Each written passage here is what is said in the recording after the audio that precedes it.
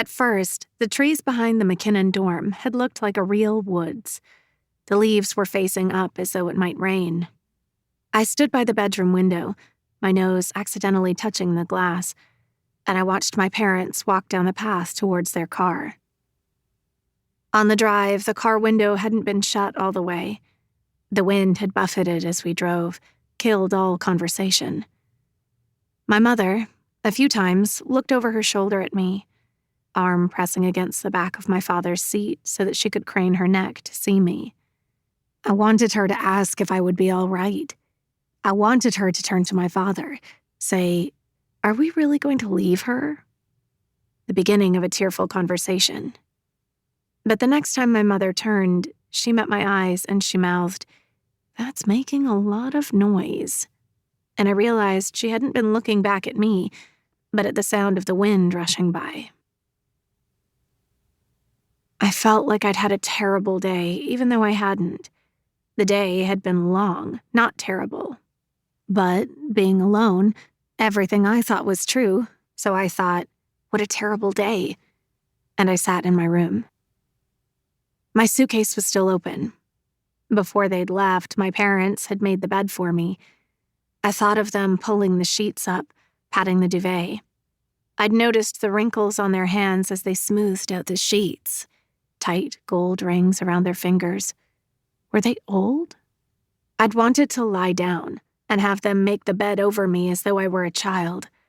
But I'd stayed standing, watching unhelpfully as they worked. It didn't take long before everything was made, unpacked. My parents had looked around the dorm room, and then they'd looked at me. The walls around us were white and bare. Absolute possibility. When I met their eyes, I felt like promising them something. But what to promise eluded me.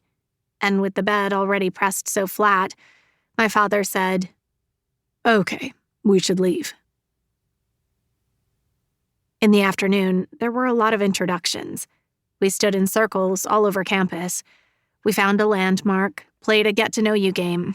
The grass had been wet and soft, like washed hair. At 4:00, we stood under the arch of an old tower, and our guide, a girl a few years older, said, "At some point, you'll hear the carillon." We nodded. "That's 51 bronze bells." I looked at all the heavy stones that had been placed, one onto the other, to reach the height of the tower. "It's pretty cool," the guide said. I accidentally met her eyes. She smiled at me, assuredly, and I suddenly wished that she would take me aside and tell me that I should stick with her, that we should hang out.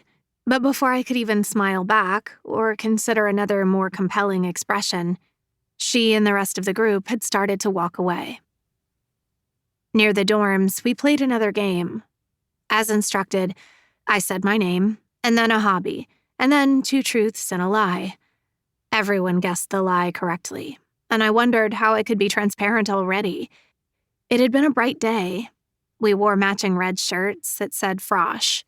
They smelled like vinegar, and by evening the printing had already started to peel, making some of us Rosh and F-osh. We ate in a big group, arranged by dorm floor.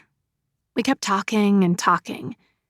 I watched the girl across from me chew, while the girl beside her asked, "Where did you go to high school?"